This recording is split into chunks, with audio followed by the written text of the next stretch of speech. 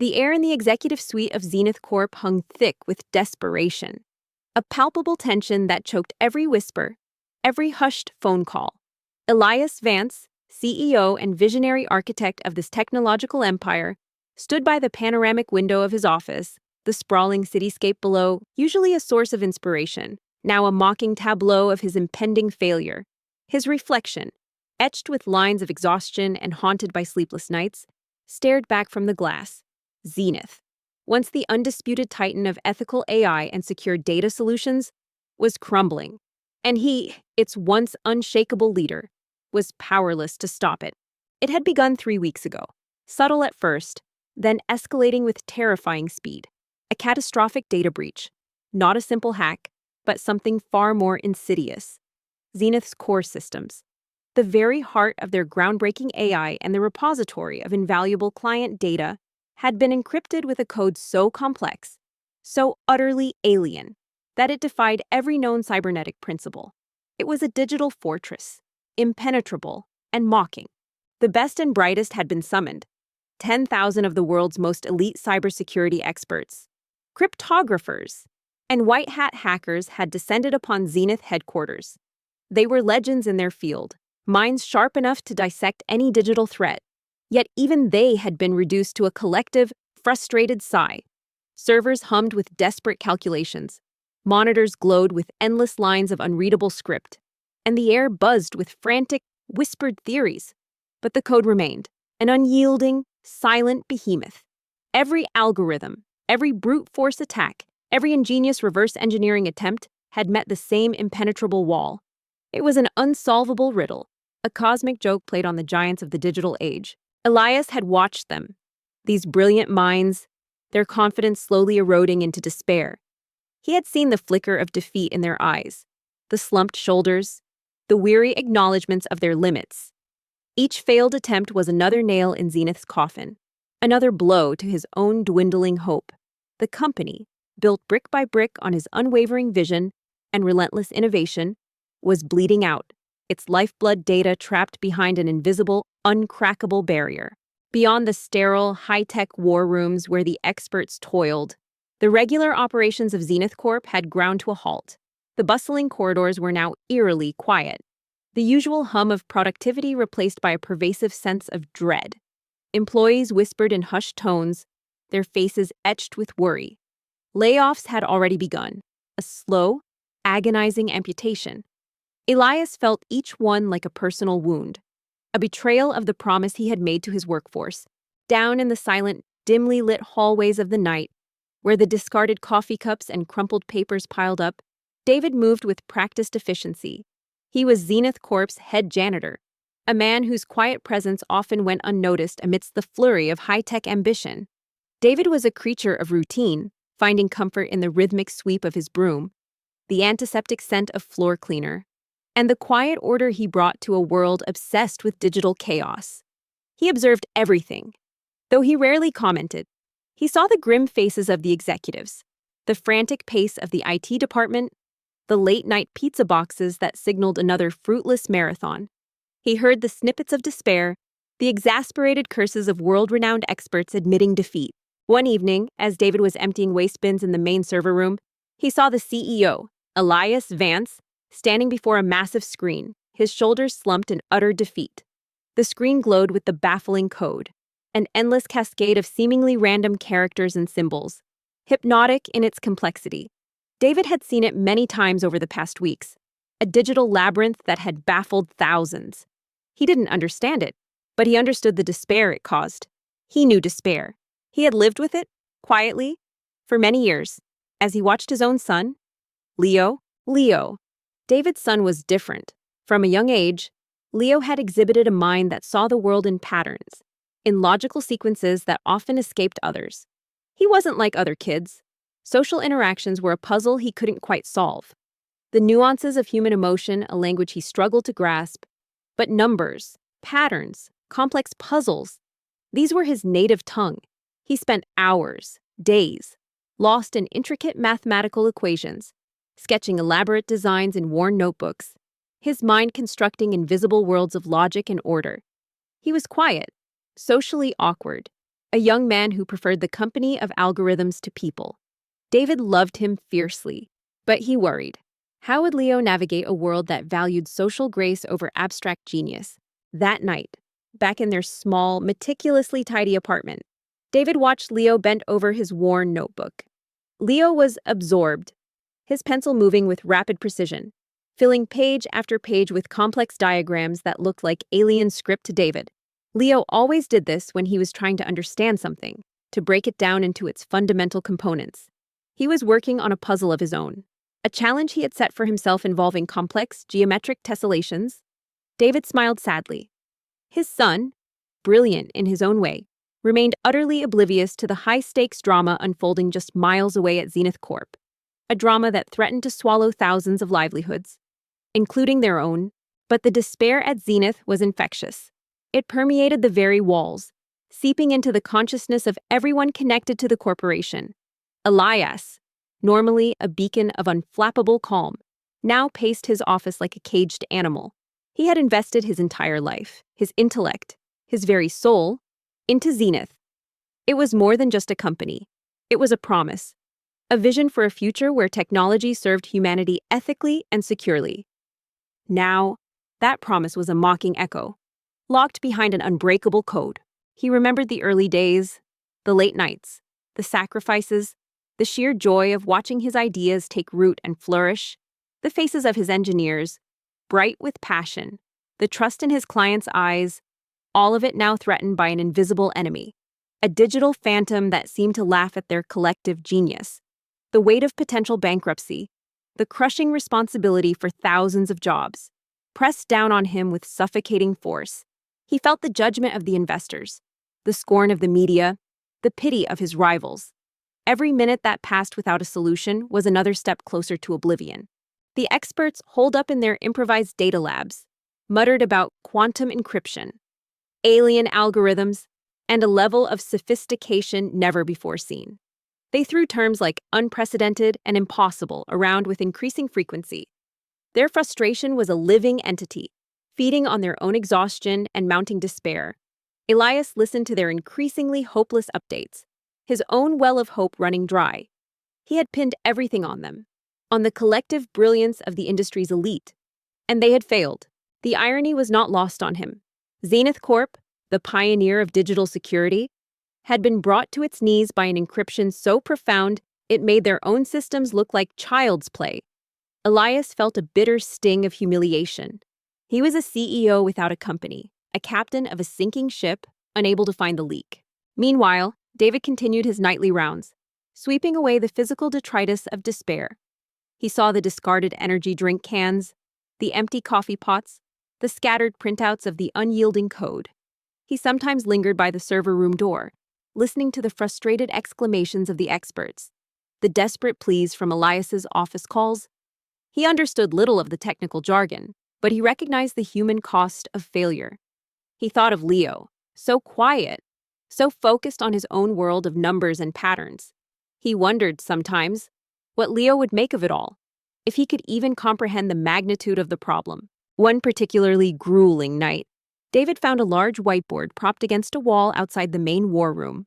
On it, scrawled in various hands, was a simplified diagram of the code structure, a visual representation of its impenetrable logic. It was a last-ditch effort by the experts to find a breakthrough, a desperate attempt to externalize the problem. David, out of habit, reached for an eraser to wipe it clean, but then he hesitated. He remembered Leo's fascination with patterns, his uncanny ability to see order where others saw chaos. He left the whiteboard untouched, a silent sentinel of Zenith's agony. He finished his rounds, his heart heavy. Back home, he found Leo still awake, still sketching.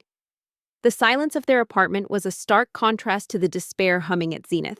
David looked at his son, then at his notebook, and a fleeting, impossible thought crossed his mind. What if no? It was absurd. 10,000 experts. But still, Leo saw things differently. He always had.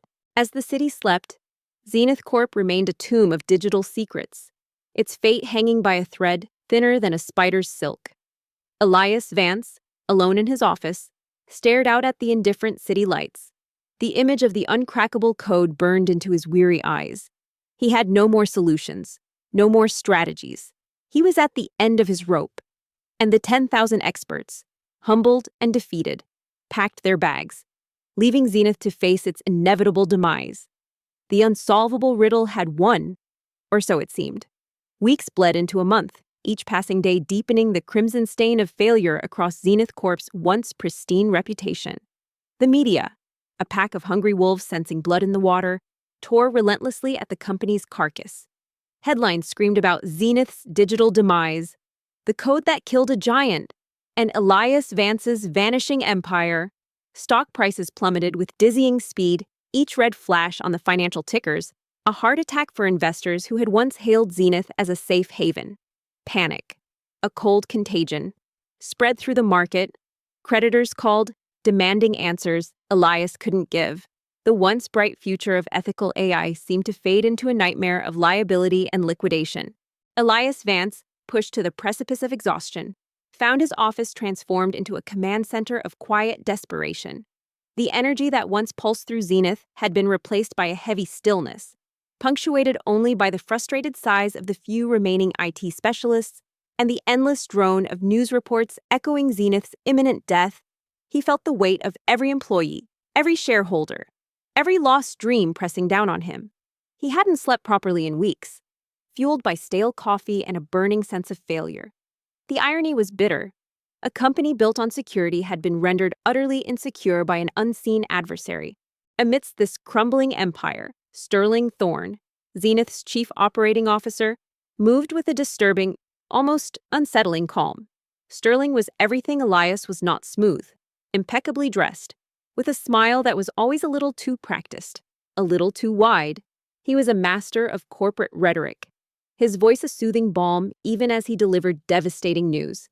In board meetings, he spoke eloquently of damage control, mitigating losses, and strategically positioning assets for a responsible transition.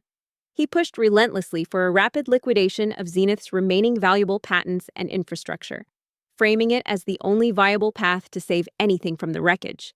His arguments were logical, compelling, yet Elias felt a subtle chill whenever Sterling outlined his solutions. There was an eagerness beneath the professional veneer, a glint in his eye that seemed less like sorrow and more like anticipation. Sterling had always been a competitive man, his ambition a thinly veiled hunger. He had been Elias's closest confidant, his right-hand man for years, privy to every internal secret, every strategic vulnerability. But now, as Zenith teetered on the brink, Sterling seemed to thrive in the chaos, his suggestions for asset stripping growing increasingly aggressive. Elias, in his fog of despair, tried to rationalize it as Sterling's ruthless efficiency, his cold pragmatism in a crisis. But a nagging voice, a gut feeling Elias had learned to trust in his entrepreneurial journey, whispered of something darker, something predatory. News of the experts' collective surrender hit Zenith like a final, crushing wave. Elias felt the last sliver of hope recede. He was out of options, out of time. The pressure was a physical weight on his chest, suffocating him. He saw the faces of the employees he would have to let go, the families whose lives would be upended.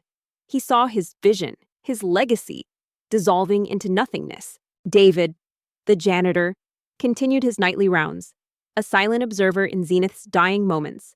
He saw the experts leave, their shoulders slumped, their expensive briefcases seeming lighter, emptied of solutions.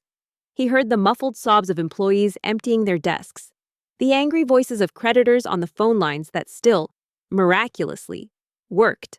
He felt the building itself growing colder, emptier. One afternoon, during Leo's school break, David decided to bring his son to Zenith. It was against company policy, especially with the heightened security, but David needed to grab some personal tools he'd left behind. And he couldn't leave Leo alone. Leo, usually absorbed in his own world, seemed unusually quiet as they navigated the deserted, hushed corridors. He clutched his worn notebook, its pages filled with his intricate, abstract drawings. The tessellations, the complex numerical sequences that were his constant companions. As David finished his tasks in the supply room, Leo, drawn by some unseen force, wandered down the hall towards the abandoned main server room.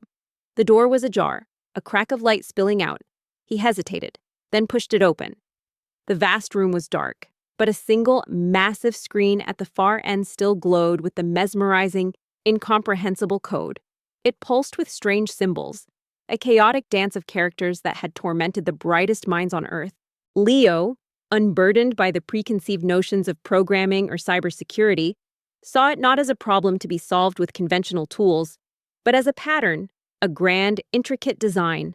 His eyes, usually distant, sharpened with an unusual intensity.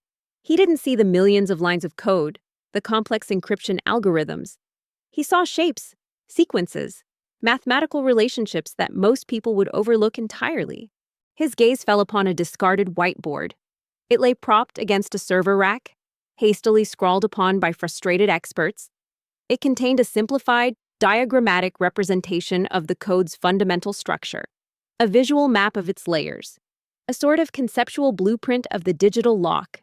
It was a crude attempt to make the abstract comprehensible, but to Leo, it was a revelation. He saw not chaos, but a distorted elegance, a hidden symmetry in the seemingly random jumble. He didn't touch it. He simply stood there, his head tilted slightly, his eyes tracing the lines, the symbols, the strange groupings, his brow furrowed in concentration, not frustration. It was the look David knew well, the look of Leo's mind at work, dissecting, reassembling, finding the inherent order in perceived disorder. He wasn't trying to crack the code, he was trying to understand its internal logic, its underlying philosophy. A particular sequence on the whiteboard, a series of interwoven symbols, and a numerical progression seemed to hum with an almost magnetic pull for Leo. It wasn't the entire code, just a small, seemingly insignificant part, a fragment that the experts had likely dismissed as a red herring. But for Leo, it resonated. It mirrored a complex tessellation problem he had been trying to solve in his notebook, a problem involving non-Euclidean geometry and recursive patterns. He saw a familiar, subtle paradox embedded within that specific sequence, a mathematical trick he had encountered in his own abstract explorations. He pulled out his worn notebook and a pencil, his movements precise and unhurried. He didn't copy the code itself, but rather the underlying pattern, the philosophical structure it represented. His pencil danced across the page, drawing complex, interconnected shapes, numerical sequences that seemed to fold back on themselves, creating a perfect, self-contained loop. He was translating the digital chaos into his own language of pure logic and abstract mathematics. David found him moments later, still standing before the glowing screen, his son's face illuminated by its eerie light. "Leo, what are you doing here?" David asked, his voice gentle. Leo looked up, startled, his eyes still distant, as if returning from a very far place. He clutched his notebook to his chest. "Just looking, Dad. It's interesting." He didn't elaborate, and David didn't press. He knew Leo's way. As they left Zenith that day, the weight of the company's impending doom felt heavier than ever for David. He saw the media gathering like vultures outside, the stern faces of the remaining board members, the subtle, almost imperceptible air of triumph on Sterling Thorne's face as he exited the building, speaking calmly into his phone. Sterling seemed to relish the impending collapse, acting as the corporate undertaker, meticulously preparing the body for burial. Elias, on the other hand, looked utterly broken, his once bright eyes dimmed by despair. The situation was dire. Zenith was hemorrhaging money, its reputation in tatters. The vast majority of the experts had left, their failures echoing through the empty halls. Elias Vance was out of options. He was preparing for the inevitable, a public announcement of Zenith's closure, a surrender to the unyielding code. He had tried everything, exhausted every resource. In their small apartment, Leo continued to sketch in his notebook, the discarded whiteboard's pattern now a haunting, persistent puzzle in his mind. He wasn't thinking of Zenith's collapse, or the 10,000 experts, or the CEO's despair. He was simply trying to solve a fascinating pattern, a mathematical anomaly that piqued his unique intellect. He saw a solution, a simple, elegant sequence that, to him, was blindingly obvious, a logical progression that everyone else seemed to have overlooked. He wasn't aware that his quiet obsession held the key to an entire company's survival, a secret that would soon shatter the world's perception of genius and redefine the meaning of an expert. Elias Vance, in his darkest hour, was unaware that salvation might just lie in the quiet, unconventional brilliance of a janitor's son, a boy who saw the world not as it was presented, but as a series of infinitely solvable puzzles. Leo's mind, a complex tapestry of numbers, patterns, and abstract concepts, was a world unto itself. Unlike the thousands of experts who approach the Zenith Code as a cybersecurity problem, a technical lock to be brute forced or reverse engineered, Leo saw something else entirely. He saw the elegant, yet distorted, philosophical paradox that Dr. Eris Thorne had hinted at, a mathematical riddle woven into the very fabric of the encryption. The small fragment on the discarded whiteboard from Zenith had acted as a catalyst, an intriguing piece of a puzzle that awakened a dormant part of his intellect. Back in the quiet sanctuary of their small apartment, Leo became consumed by the code, his worn notebook, usually filled with geometric tessellations and theoretical constructs, now became a canvas for Zenith's digital nightmare. He didn't have the sophisticated tools of the cyber experts, no supercomputers, no specialized software. All he had was his pencil, paper, and a mind that intuitively grasped the underlying principles of logic and patterns in a way that defied conventional thought. He would spend hours, sometimes through the night, hunched over his notebook, the dim light from a desk lamp casting long shadows as he scribbled, erased, and recalculated. He was tracing the flow of information, identifying the recurring motifs, dissecting the mathematical relationships between symbols, not as lines of code, but as a series of interconnected logical statements. David, accustomed to Leo's quiet absorption, initially thought his son was just working on another abstract project. He'd bring Leo cups of lukewarm tea, a simple meal, or just sit quietly in the worn armchair, watching him. He'd always worried about Leo's social awkwardness, his inability to connect with the world in conventional ways. But as the days turned into a relentless week of Leo's intense focus, David began to see something profound in his son's concentration. There was no frustration, no despair, only a quiet, almost serene determination. He saw Leo's eyes, usually distant, alight with an inner fire, burning with the joy of unraveling a profound mystery. It wasn't just a puzzle, it was a conversation Leo was having with the code itself. Understanding its language, its eccentricities, David would sometimes lean over Leo's shoulder, trying to decipher the intricate diagrams, the strange symbols that looked like a secret language. He understood nothing of the specific patterns, but he understood the fierce intelligence behind them. He remembered Elias Vance's exhausted face, the mournful silence that had settled over Zenith. The contrast was stark. While the world's most acclaimed minds were defeated, Leo, in his unassuming corner, was quietly, patiently, finding patterns where others saw only chaos. David, for the first time, felt a surge of pride that transcended parental affection, a recognition of genuine, untapped genius. He supported Leo in the only way he knew how, by providing a quiet space, warm food, and unwavering, silent belief. Meanwhile, at Zenith Corp, the death knell was sounding louder than ever. The board of directors held emergency meetings that devolved into shouting matches. Elias Vance, gaunt and visibly aged, made a final, desperate plea in a press conference. His voice, usually so steady, cracked with raw emotion as he addressed the world. Zenith Corp has explored every avenue, engaged every expert imaginable, he announced, his words echoing in the vast, empty auditorium, carried live across every major news network. We are facing an unprecedented challenge, a digital attack that has defied the collective brilliance of our industry. Our systems remain locked, our data inaccessible. He paused, taking a shaky breath. But we are not giving up. Not yet. We are making a final, public appeal. If there is anyone anywhere with a truly novel approach, an unconventional perspective, a way to see this code differently, we are listening. We are offering an unlimited reward for a solution and a chance to save what we have built. This isn't just about Zenith anymore. It's about the future of secure technology. Please, if you have any insight, any glimmer of hope, contact us. The plea was a gamble, a public admission of total failure veiled as a last, desperate act of leadership. The media largely scoffed, dismissing it as a desperate CEO clutching at straws. Sterling Thorne, Zenith's COO, stood beside Elias during the press conference, his expression carefully neutral, but his eyes held a subtle, almost imperceptible gleam of triumph.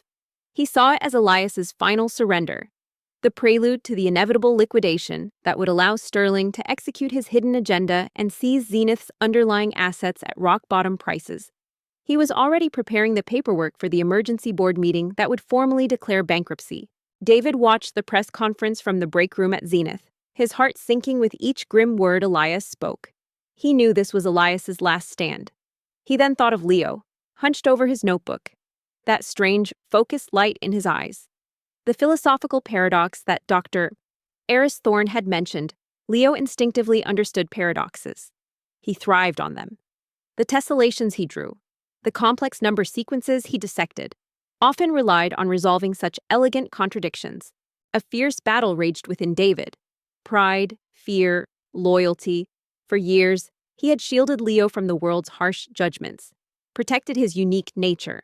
Putting Leo forward now felt like exposing his fragile genius to ridicule, to the same kind of dismissal that often met him as a janitor.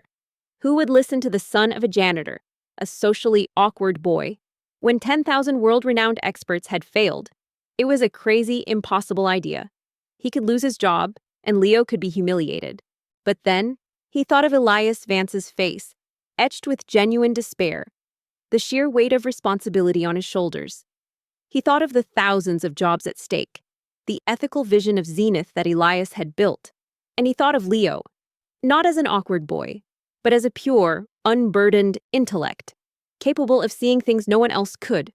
He remembered the quiet confidence in Leo's eyes, the way the patterns on the whiteboard had resonated with him. David made his decision. It was a leap of faith, a desperate gamble born of fierce parental love and a profound sense of justice. He waited until the press conference was over, until the last reporter had packed up their camera, and Elias Vance was alone in his office, staring blankly at the collapsing stock tickers. Taking a deep breath, David knocked softly on Elias's open door. Elias looked up, startled, his eyes distant. "David, is there something you need?" His voice was tired, devoid of its usual CEO authority. "Mr. Vance?" David began, his voice a little shaky, but firm. I heard your appeal about needing a different perspective." Elias offered a faint, weary smile. "Yes, David. A miracle worker. Perhaps. Do you happen to know one?" The sarcasm was heavy, born of profound exhaustion. "Perhaps," David said, stepping closer, clutching his hands nervously. "My son, Leo. He's different. He sees things. Patterns, logic, things others don't." He hesitated, then pushed forward, his voice gaining strength. He saw that code on the whiteboard, the one the experts drew. He spent days, nights, on it. Not trying to crack it like a computer program, but like a puzzle. A philosophical one, maybe? Elias's brow furrowed, a flicker of something other than despair entering his eyes. He remembered Dr. Eris Thorne's words, a fundamental philosophical paradox. "Your son?" Elias asked, a faint note of curiosity mixed with profound skepticism. The idea was outlandish. A janitor's son, a boy, after 10,000 of the world's best. "Yes, sir. He's a genius, Mr. Vance," David insisted, his voice laced with the fierce conviction only a parent can possess. "Not in the way those experts are. He's quiet. He's not good with people. But his mind, it's extraordinary. He just sees. He has a notebook, full of his work. He thinks he knows how to unlock it." Elias stared at David, his mind processing the improbable suggestion. The sheer desperation he felt was immense. He had nothing left to lose. Every conventional path had been exhausted. This was beyond unconventional. It was almost insane. But there was a sincerity in David's eyes, a quiet belief that resonated with the tiny, flickering spark of hope Elias still harbored. He remembered his own journey, the unconventional ideas that had led to Zenith's creation. Sometimes, the solution came from the most unexpected places. "Bring him," Elias said, the words surprising even himself. His voice was low, but there was a new tremor in it, not of defeat, but of faint, almost fearful anticipation. "Bring him in tomorrow morning. Show me what he sees." David's heart leaped. A chance. An impossible chance. Yes, Mr. Vance, thank you. You won't regret this. As David left Elias's office, a sense of quiet determination settled over him. He walked back to his apartment, the exhaustion gone, replaced by a nervous energy. He looked at Leo, still absorbed in his notebook, the boy utterly unaware that his quiet obsession was about to thrust him into the center of a global crisis. The stage was set, the world's most complex digital lock, 10,000 defeated experts, and a janitor's son with an unseen brilliance. Zenith's fate, and perhaps a new era of understanding, hung in the balance. The following morning, the atmosphere at Zenith Corp was a strange blend of grim resignation and a faint, almost imperceptible buzz of curiosity. News of Elias Vance's desperate public appeal and the outlandish rumor of a janitor's son being brought in had spread like wildfire. Most dismissed it as the final pathetic act of a dying company, a CEO grasping at the most improbable of straws. A few, however, harbored a morbid fascination, eager to witness the inevitable humiliation. Leo, accompanied by his father David, arrived at Zenith headquarters.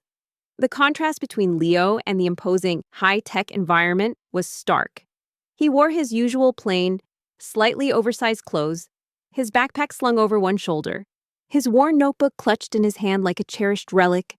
His eyes, usually scanning for patterns, now seemed slightly overwhelmed by the sheer scale of the building. The hushed whispers of the few remaining employees, and the stern-faced security guards. David, trying to project a calm he didn't feel, guided him through the deserted corridors. He felt a knot of anxiety in his stomach, a mixture of fierce protectiveness for his son and a desperate hope for Elias Vance. They were led to the main server room, the heart of Zenith's digital paralysis. The room, once a hive of activity, was now eerily quiet, save for the low hum of cooling systems. A few remaining Zenith IT specialists, looking disheveled and utterly defeated, stood by, their faces a mixture of skepticism and a flicker of pity for the young boy. Dr. Eris Thorne, the renowned cryptographer who had admitted defeat, was also there, having been asked by Elias to observe this final, unusual attempt. She stood arms crossed, her expression a mask of professional disinterest, though a faint curiosity flickered in her eyes. Sterling Thorne, the COO, was present too, his smile thin and knowing, ready to witness the charade and, he presumed, Elias's final surrender. Elias Vance stood before the massive main server screen, its surface still glowing with the unyielding, incomprehensible code. He looked even more exhausted than the day before, but a faint spark of determination, ignited by David's conviction, remained in his eyes. "Thank you for coming, Leo," Elias said, his voice surprisingly gentle, recognizing the boy's apparent discomfort. "And thank you, David." He gestured toward the screen. "This is the code that has brought Zenith to its knees. 10,000 experts have tried and failed. We're at the end of our rope. My janitor, David here, tells me you see things differently." Leo didn't respond immediately. He simply stared at the screen, his head tilted slightly, his eyes tracing the complex patterns of symbols and characters. He wasn't looking at it as a sequence of programming commands, but as a grand, intricate design, a vast, abstract puzzle. The experts had seen walls. Leo saw connections. They saw chaos. He saw a hidden order. The IT specialists exchanged doubtful glances. Sterling Thorne scoffed softly, almost imperceptibly. "With all due respect, Elias, this is ridiculous. A child. After Dr. Thorne and her team. We're wasting valuable time." Dr. Eris Thorne, usually aloof, raised an eyebrow. "Let him look. Sterling, we have nothing left to lose. Perhaps a fresh, unburdened perspective is precisely what's needed. The problem, as I stated, is not merely technical. It has a philosophical core." Her words, though still skeptical, carried weight. Leo took a step closer to the screen. He ignored the murmurs, the skeptical glances. His world had shrunk to the glowing patterns before him. He saw the full code now, not just the fragment from the whiteboard. It was vast, overwhelming. But within its immense complexity, he recognized the core philosophical paradox that had intrigued him. It was a lock designed to defeat any conventional key, a contradiction built into its very architecture. It was designed to seem uncrackable by traditional means, because its key wasn't a sequence of digits, but a logical absurdity. He had solved it in his notebook days ago, not with lines of code, but with abstract logic, with the very tessellations he loved to draw. The paradox, he realized, was one of self-reference, a recursive loop designed to collapse inward if approached with linear thought. The solution wasn't to break the lock, but to expose its inherent contradiction, to find the single point where its logic folded upon itself. His hand reached into his backpack and pulled out his worn notebook. He flipped to a page, his finger tracing a complex drawing. It looked like a geometric pattern. But to Leo, it was a visualized solution, the elegant answer to the riddle. He looked from his notebook to the screen, back and forth, confirming his internal map against the digital labyrinth. He walked calmly, deliberately, towards the command console, a small terminal keyboard glowing softly before the main screen. The Zenith specialist tensed, watching him with a mixture of disbelief and morbid curiosity. Elias watched him, his heart pounding a desperate rhythm against his ribs. David, standing a little behind, gripped his hands tightly, a silent prayer forming on his lips. Leo sat down, his small fingers hovering over the keyboard. He looked at Elias, then at his father, his eyes clear and focused. He took a breath, a tiny, almost inaudible sigh. Then, with a breathtaking swiftness, Leo's fingers descended. Click, one key. Click, another. Click, click, click. It wasn't a flurry of frantic typing, but a precise, almost musical sequence of 4, seemingly random characters. He typed D null set, recursion, delta, exclamation, representing a logical paradox, a recursive change, a point of divergence, and a final assertion. It was a sequence that made no sense to anyone else, a string of symbols that defied standard coding conventions. It was not a conventional password or a command. It was, to him, the symbolic representation of the paradox's resolution. The room held its breath. For a split second, nothing happened. Then, the massive screen before them flickered. The chaotic cascade of symbols that had tormented them for weeks blurred, twisted, and then, with an astonishing speed, began to dissolve. Lines of unreadable code vanished, replaced by familiar Zenith Corporation logos, by the vibrant colors of their operating system, by the reassuring hum of reinstated data. A wave of pure, disbelieving silence washed over the room. No one moved, no one spoke. They simply stared at the screen, then at Leo, then back at the screen, their minds struggling to comprehend what had just transpired. It had happened in less than a second. The impenetrable code, the riddle that 10,000 experts had failed to crack, had been solved. By a boy. With 4 characters, then, the silence shattered. A collective gasp, then a murmur, then an explosion of bewildered, awestruck shouts. What, how? An IT specialist gasped, rushing forward, his eyes glued to the screen, verifying the impossible. Dr. Eris Thorne, usually so composed, dropped her arms, her jaw slack. She blinked rapidly, her eyes scanning the now decrypted system, then turning to Leo, a look of profound, bewildered respect dawning on her face. He understood it, she whispered, not to anyone in particular, but to herself. The philosophical paradox. He didn't hack it, he resolved it. Elias Vance felt a rush of emotion so powerful it stole his breath. Relief, joy, and an overwhelming sense of vindication. He stared at Leo, this quiet, unassuming boy, who had just performed a miracle. This wasn't just a solution, it was a revelation. It redefined everything they thought they knew about digital security, about intelligence, about expertise. Sterling Thorne, however, stood frozen, his practiced smile utterly gone, replaced by a look of sheer, unadulterated horror. His eyes were wide, his face ashen. He had seen the 4 characters Leo typed. He recognized them. They were not random. They were the key to his custom cipher, a secret philosophical sequence that he had embedded as a dead man's switch, designed to trigger his hostile takeover. Only he, and perhaps one other brilliant, eccentric mind, could have conceived of such a key. And that other mind belonged to his long-lost twin brother, a reclusive genius whom everyone believed to be dead. Sterling's carefully constructed plan, his entire future, had just unraveled in one astonishing second. He now knew, with a sickening certainty, that this quiet, socially awkward boy, the janitor's son, was far more dangerous than any expert he had ever faced. He had not just cracked the code, he had cracked him.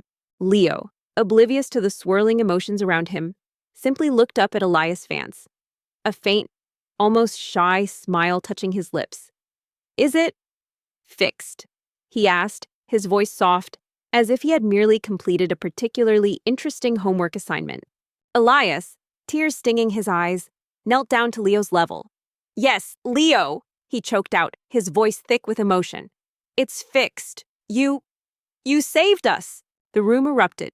Cheers, applause, and a scramble of bewildered experts rushing to the console, trying to understand the impossible. David, his eyes brimming with tears, watched his son, a profound sense of awe and humble pride swelling in his chest. His quiet, misunderstood boy had just redefined what it meant to be brilliant. The impossible had just become reality, and the world of Zenith Corp, and perhaps the entire tech industry, would never be the same. The code was cracked, but the truth it concealed was far more complex, and far more devastating than anyone could have imagined. Sterling Thorne's terror-stricken face was the first clue that Leo's brilliance had just unveiled a much deeper, more personal betrayal. The triumph, the disbelief, the explosion of awe in the Zenith server room was quickly overshadowed by Elias Vance's dawning horror. As the IT specialist scrambled to confirm the system's full restoration, a single, chilling revelation froze Elias in place. He had glanced at Sterling Thorne. The COO's face, moments before smug and assured, was now a mask of raw, unadulterated terror. It was a look Elias had never seen on his calm, calculating second-in-command, a look that spoke volumes of a carefully constructed world falling apart. Sterling Elias asked, his voice sharp, cutting through the celebratory din. "What is it?" Leo, undisturbed by the outburst, simply looked at the disappearing figures. "He was trying to break the system with itself," he said softly to Elias, as if explaining a complex mathematical concept. "But a paradox, once understood, is no longer a paradox. It's just a solution waiting to be found." She looked at Leo. "Your understanding of the code, Leo, it's not just technical. It's almost artistic. It's the key to explaining this to a jury, to the public. You didn't just decrypt the data, you saw the creator's mind. Didn't you?" Elias scrolled down, his heart hammering against his ribs, each log entry a fresh wound.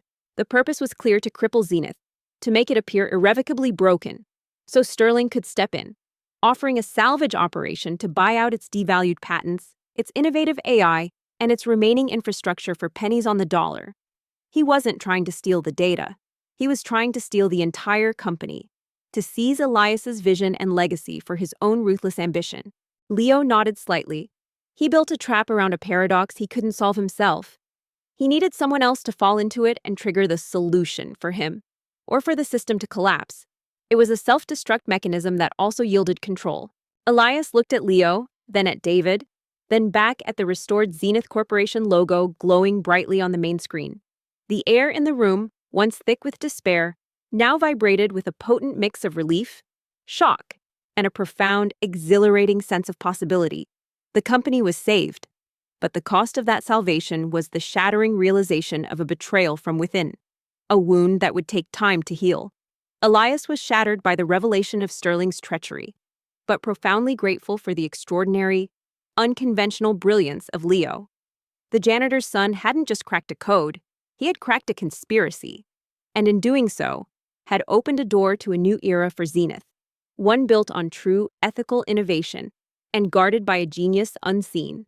Sterling Thorne's arrest was swift, but his malice was far from spent. Even from behind bars, the architect of Zenith's near destruction orchestrated a furious, desperate counterattack, leveraging every last shred of his influence and connections. He was a cornered viper, striking out with venom. He had underestimated Leo's genius, and now, fueled by a potent blend of rage and humiliation, he sought to discredit Zenith, Elias, and especially Leo, beyond repair. Amelia's eyes gleamed. Exactly. He created a lock so unique, only he or a mind like his could even understand it. And you, Leo, are that mind? This isn't just corporate espionage, it's a profound intellectual arrogance. He played God with Zenith, and now we will expose him. Leo shrugged slightly. No one. I just saw it, like a really big, complicated tessellation problem. It fit the pattern in my notebook.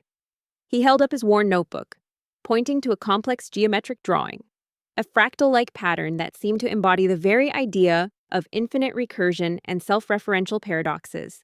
It was the visual representation of the key he had typed. The battle lines were drawn. On one side, Sterling Thorne, with his vast resources, his network of compromised officials, and his desperate, ruthless cunning. On the other, Elias Vance, a CEO fighting for his legacy, David, a janitor fighting for his son's honor, Leo, a quiet genius with an unconventional mind, and Amelia Vance, a sharp lawyer with an unyielding commitment to justice. They were outmatched in resources, outgunned in public opinion, but they possessed the truth, a truth meticulously secured by Leo's foresight. The fight to save Zenith and to redeem Leo's name was about to enter its most dangerous phase, the public arena, where perception was often more powerful than reality. They had to outsmart Sterling, not just legally, but narratively. The stage was set for the final chess match. The courtroom buzzed with an electrifying tension on the opening day of Sterling Thorne's trial. This wasn't just a corporate fraud case, it was a spectacle, a clash of narratives fueled by weeks of sensational media coverage. On one side sat Sterling Thorne, impeccably dressed, radiating an air of injured innocence, his highly paid legal team forming an impenetrable wall around him. He smirked subtly at the press, confident that his fabricated story of Leo as a rogue hacker, and Elias, as a complicit fool, had taken root in the public consciousness. The very next morning, the media, ever eager for a new angle, shifted their narrative with astonishing speed. Sterling Thorne, through his well-oiled public relations machine, began spinning a counter-story. Leaked insider reports painted Leo not as a savior, but as a rogue, malicious hacker, an unstable genius who had orchestrated the entire breach himself, only to solve it in a calculated act of self-serving heroism. The narrative suggested that Elias Vance, desperate to save his failing company, had either been complicit in Leo's scheme or was a naive fool manipulated by a brilliant, conniving youth. They twisted Leo's social awkwardness and withdrawn nature into signs of deviousness, his profound intellect into a capacity for unprecedented digital crime. On the other side, Elias Vance sat beside his cousin, Amelia. Elias looked weary but held himself with a renewed dignity. Beside Amelia sat Leo, clutching his worn notebook, his eyes scanning the courtroom, not with nervousness, but with a detached, almost scientific interest, as if observing a new, complex system. David, Leo's father, sat in the gallery, his gaze fixed on his son, a silent pillar of support. "This is impossible," Elias whispered, the words tasting like ash, his trusted COO, his closest confidant, the man he had implicitly relied on during Zenith's darkest hour. The betrayal was a physical blow, more devastating than any financial loss. Amelia Vance, usually reserved, transformed in the courtroom. She moved with a quiet intensity, her voice sharp and precise, cutting through the thick air of corporate pretense. She began her opening statement by dismantling Sterling's public narrative, not with emotional appeals, but with cold, hard facts. She presented the original Zenith logs, authenticated by independent forensic experts she had painstakingly acquired. They showed the internal origin of the hack, tracing it directly to Sterling Thorne's network credentials. Headlines, once celebrating Zenith's recovery, now screamed about the hacker hero hoax and Zenith's shady savior. Social media bots, activated by Sterling's hidden network, flooded platforms with disinformation, portraying Leo as a dangerous anomaly and Elias as a desperate, unethical CEO. Anonymous sources appeared on talk shows, subtly reinforcing Sterling's fabricated version of events. The public, easily swayed by scandal and suspicion, began to turn, their initial awe replaced by doubt and accusation. The defense wishes to paint my client, Elias Vance, as a negligent CEO, and this brilliant young man, Leo, as a malicious criminal, Amelia stated, her voice resonating through the courtroom. But the evidence will show a far more insidious truth, a deliberate, calculated act of sabotage orchestrated by the defendant, Sterling Thorne, to usurp control of Zenith Corporation for his own avarice. The hack was not an external attack, it was an internal coup, but Elias had seen.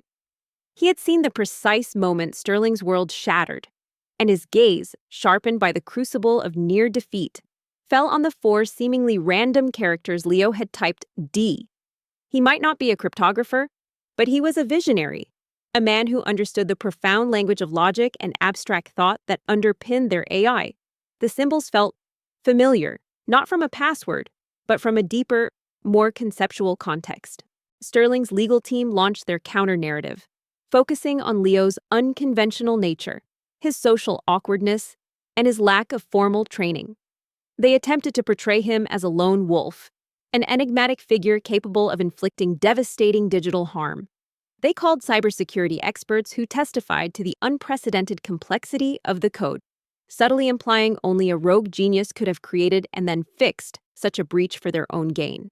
Elias Vance, still reeling from the shock of Sterling's betrayal, found himself thrust into another public battle.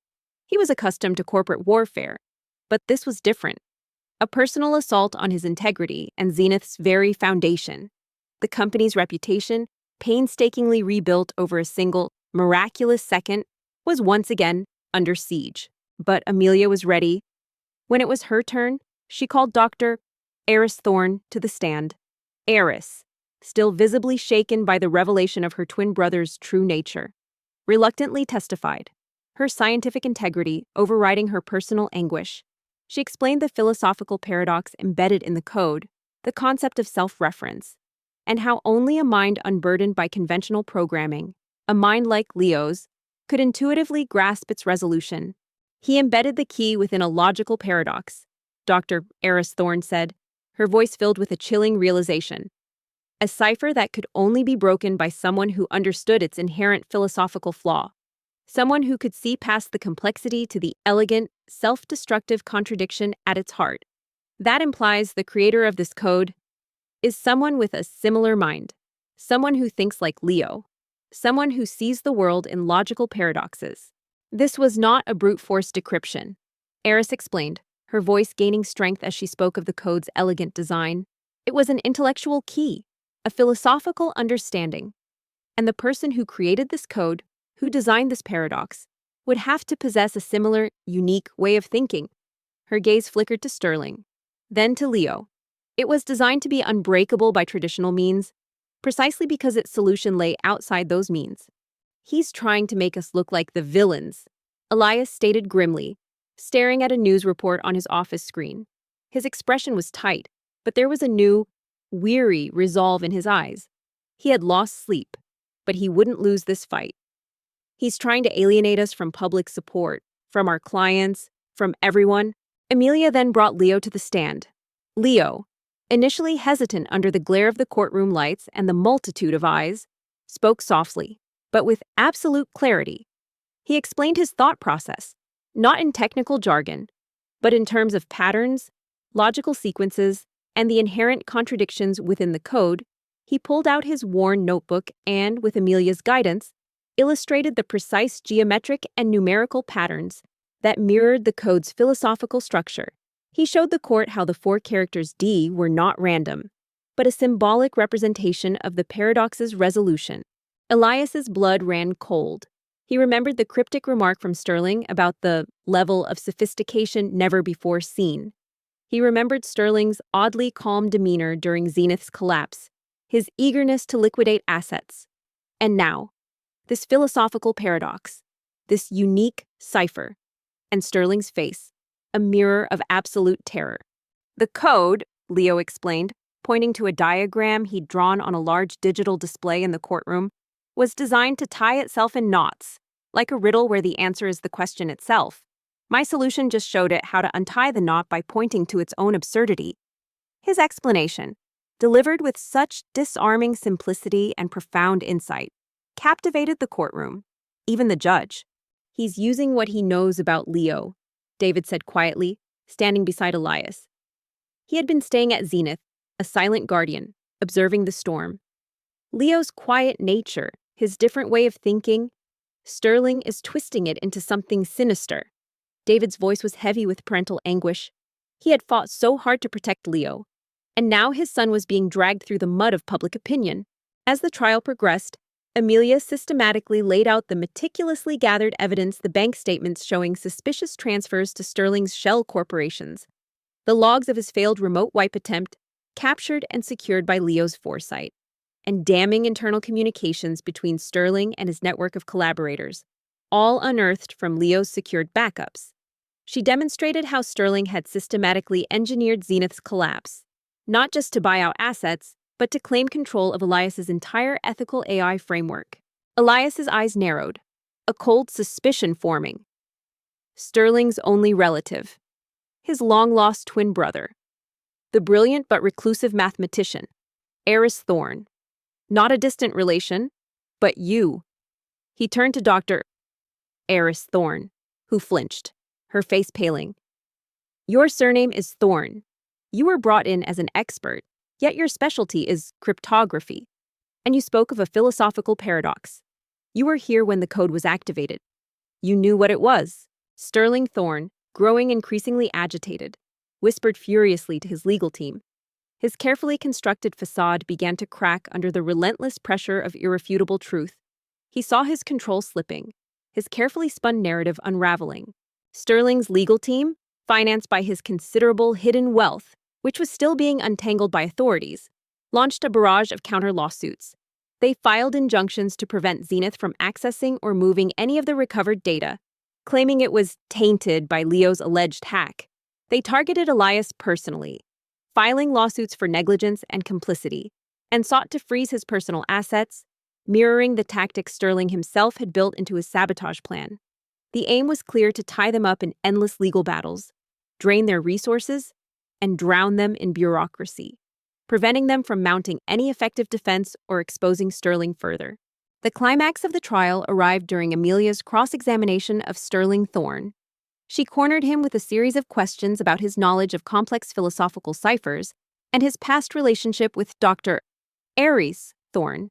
Sterling, attempting to maintain his composure, denied any deeper understanding, any personal connection to the code's unique structure. Leo looked up, his expression innocent. Oh, they're not code, really. Not like the others. They're a way to show a logical problem. Null set for something that doesn't exist, but then recursion trying to define itself, which creates a delta D, a change, a paradox that collapses when you force a final assertion. It's a paradox. The code wasn't broken by force. It broke itself by trying to resolve an impossible internal logic loop. It was designed to do that, to be uncrackable by conventional means, but solvable by its own intrinsic contradiction. Mr. Thorne, Amelia pressed, her voice sharp. You claim this breach was external, yet the logs prove it was initiated from your network credentials. You claim ignorance of this specific philosophical cipher, yet your own sister, Dr. Eris Thorne, a world-renowned cryptographer, has testified that only a mind attuned to such paradoxes could have designed it. Did you not collaborate with someone who possessed such a mind? He's trying to silence us, Elias muttered, reviewing the mountain of legal documents. He thinks if he keeps us busy and broke, we won't be able to fight back. Sterling scoffed. My sister has her theories. As for the logs, they were compromised.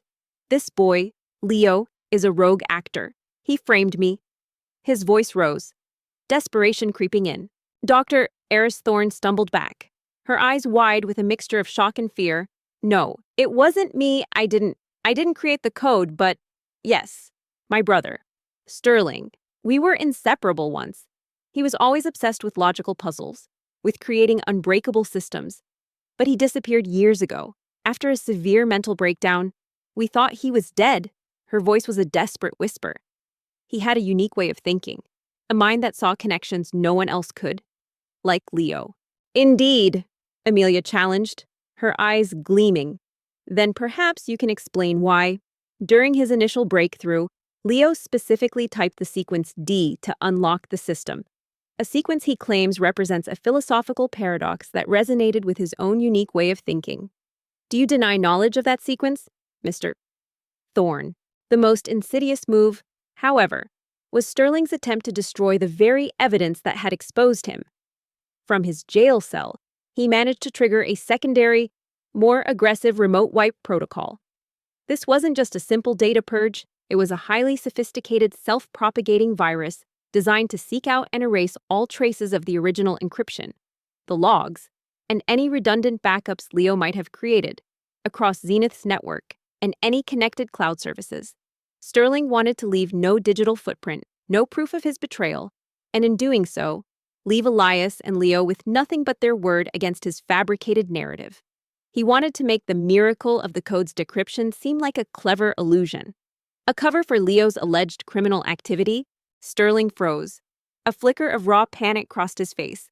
He hesitated, searching for an answer, his mind racing. He had to discredit Leo, to paint him as the sole mastermind. He grabbed the nearest IT specialist. Access the logs, the full logs, not just the breach report. I want to see the origin of this encryption. Every packet, every timestamp, every server hop, and I want to see the internal network activity preceding the breach, every single keystroke. Now, his voice, usually calm, was now laced with an icy command. It was then that he decided on a desperate, final gamble. He discreetly pulled out a miniature, highly encrypted data chip from his jacket pocket. Under the table, he slipped it into a hidden port on his lawyer's laptop. The chip contained a self-destruct script designed to wipe all local copies of his incriminating data on the lawyer's machine, and, crucially, to transmit a final corrupted data packet into Zenith's network from his lawyer's connection. A last-ditch attempt to prove the network was still compromised and to destroy any remaining clean traces of his activities. Framing Leo once again, he believed Amelia and Elias wouldn't notice this subtle, last-second maneuver. Meanwhile, the cybersecurity experts, the last bastion of hope, one by one admitted defeat. Their war room, once a hive of intense intellectual activity, became a tomb of frustrated silence. One prominent cryptographer, Dr. Eris Thorne, no relation to Sterling, or so it was believed, a woman whose reputation preceded her by decades, slammed her fist on a table, her face etched with a profound sense of failure. "It's impossible," she declared, her voice hoarse. "This isn't just advanced encryption, it's elegant. It exploits a fundamental philosophical paradox in how we conceive of digital locks. It's not about brute force, it's about understanding the key's very nature. And we can't find it," her words, echoing through the demoralized room, solidified the narrative the code was uncrackable. But Leo, observing the courtroom with his peculiar intensity, saw it. He saw the subtle movement of Sterling's hand, the almost imperceptible click as the chip was inserted. He had always been hyper-aware of subtle cues, small deviations from normal patterns. His mind, already attuned to Sterling's logical pathways, anticipated the desperate act. But Sterling Thorne had once again underestimated Leo. "He's trying to erase evidence," Leo blurted out, his voice cutting through the courtroom's tension. He pointed a finger at Sterling's table. "He just put something into the laptop, a remote wipe." The terrifying truth snapped into place for Elias. Sterling Thorne hadn't just used his position as COO. He had leveraged the very brilliance of his twin, Eris, or perhaps a shared, inherent understanding of such complex philosophical logic. The code wasn't a standard cyber attack, it was a bespoke, highly personal weapon, designed by a mind that mirrored Leo's unconventional genius, and executed by a brother driven by avarice.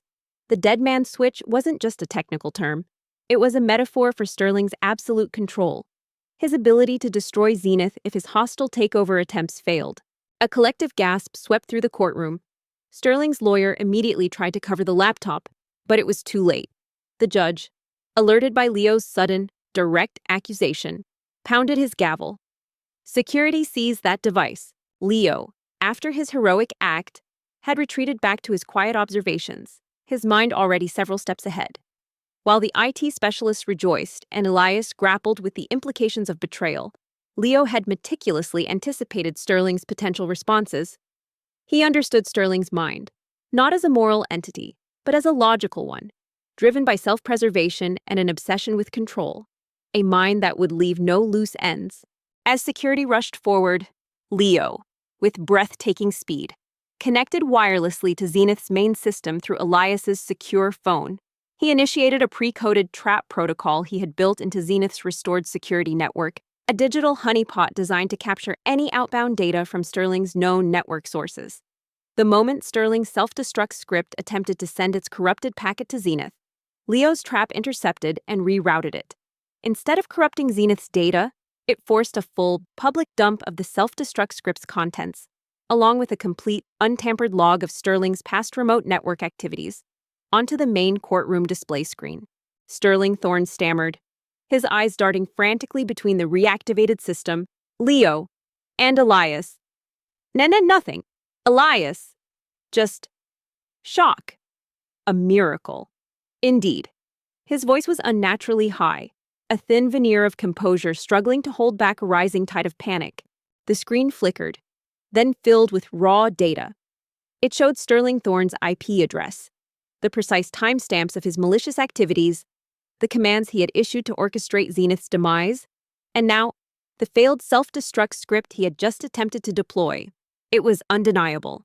A digital confession, played out live for the entire court. Immediately after unlocking the system, Leo hadn't just secured the existing data, he had used his unique understanding of the code's architecture to identify and neutralize every single hidden backdoor, every contingency script, and every remote wipe command Sterling had embedded within Zenith's system.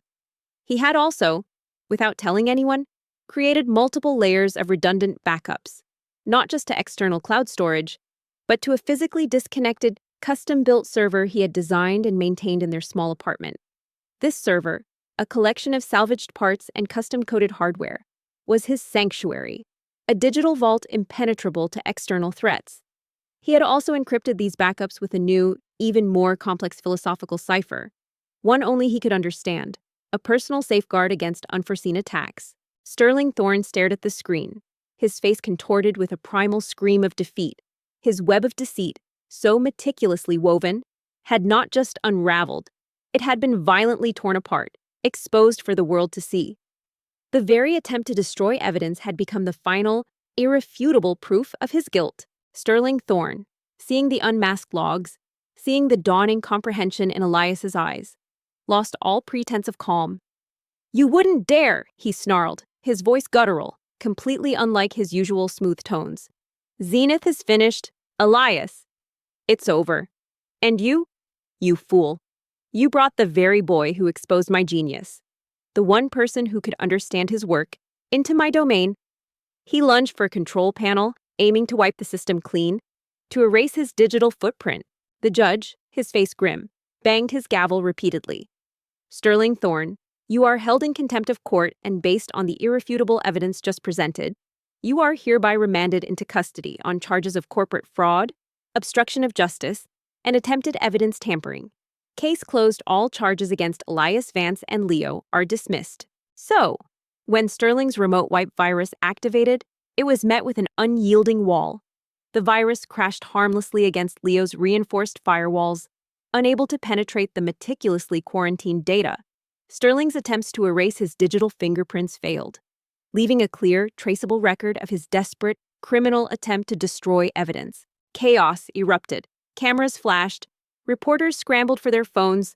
Sterling Thorne, his face a mask of bewildered fury, was dragged away by bailiffs, his once impeccable suit now rumpled, his arrogant smirk replaced by a look of utter, desperate defeat. Justice, long elusive, had finally slammed its gavel down with resounding force. The IT team, still reeling from the miracle, quickly complied. As the raw data logs streamed across the main screen, Elias, guided by Leo's brief explanation of the code's paradoxical nature, began to connect the dots. The breach wasn't an external attack at all, it was an inside job. The encryption had been initiated not from an external IP, but from a highly privileged internal network access point, one belonging to Zenith's COO, Sterling Thorne. Elias, tears of relief streaming down his face, pulled Leo into a tight embrace. Then David. "You did it, Leo!" he choked out, his voice thick with emotion. "You saved us all! You saved Zenith!"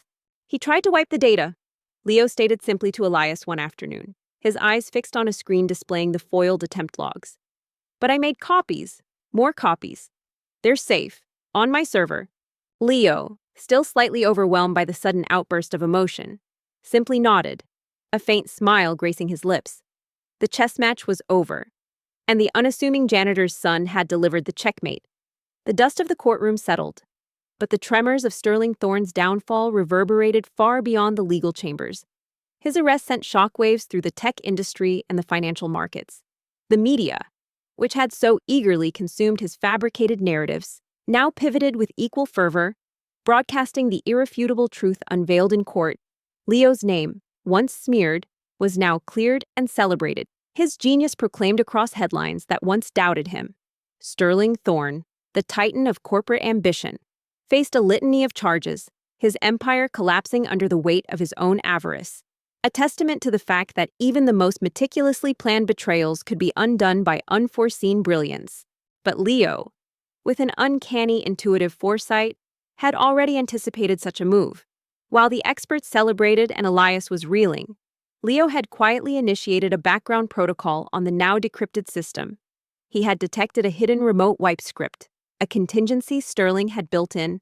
Without a word, Leo had quarantined the critical data, creating redundant backups to secure servers, mirroring the data in real time to external, anonymous cloud storage, well beyond Sterling's reach. He didn't just fix the problem, he neutralized the hidden self-destruction mechanism.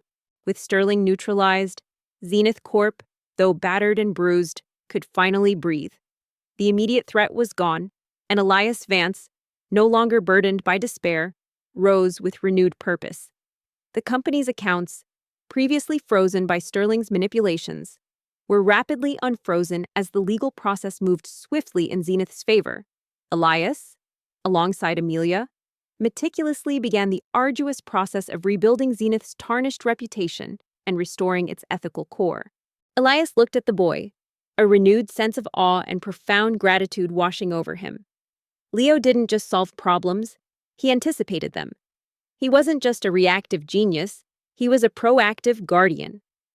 "You thought of everything, Leo," Elias said, a faint smile touching his lips. It was a monumental task. The public's trust, once shattered, needed to be painstakingly rebuilt. Many clients, having suffered significant disruption and fearing further instability, were hesitant to return. But Elias, seasoned by adversity and armed with a renewed sense of ethical urgency, faced each challenge head-on. He launched an aggressive transparency campaign, inviting external audits, hosting public forums to address concerns, and reaffirming Zenith's commitment to security and ethical AI, now stronger than ever. Dr. Eris Thorne, who had been listening intently, gasped. A philosophical cipher, a self-referential paradox. That's genius, and utterly unique. Only a handful of minds in the world could even conceive of such a lock, let alone understand how to unravel it by its own terms. Her eyes, filled with intellectual hunger, fixed on Leo. "Who taught you this, young man?" His primary focus, however, was on innovation, driven by Leo's extraordinary talent. Elias formally offered Leo a full scholarship to the most prestigious university for advanced mathematics and computer science, an offer Leo accepted with quiet enthusiasm, but more profoundly. Elias created a new, autonomous division within Zenith Labs for unconventional security. Leo, despite his youth, was appointed its head, given free rein to explore and develop next-generation security protocols based on his unique philosophical approach to logic and patterns. It was a role that perfectly suited his unconventional genius, allowing him to thrive without the constraints of traditional corporate structures or social expectations. "It's logical," Leo replied, as if it were obvious. "If the goal is to prevent capture, then all escape routes must be sealed." The data was the escape route. Under Leo's guidance, Zenith Labs became a hub of groundbreaking innovation. He didn't just create firewalls, he designed systems that intuitively understood and neutralized paradoxical threats, defenses that turned an attacker's own logic against them. His work revolutionized digital security, making Zenith not just safe, but a pioneer in a completely new paradigm of cyber defense. Clients flocked back, drawn by Zenith's miraculous recovery, its renewed commitment to ethics, and the promise of impenetrable security powered by Leo's unparalleled intellect.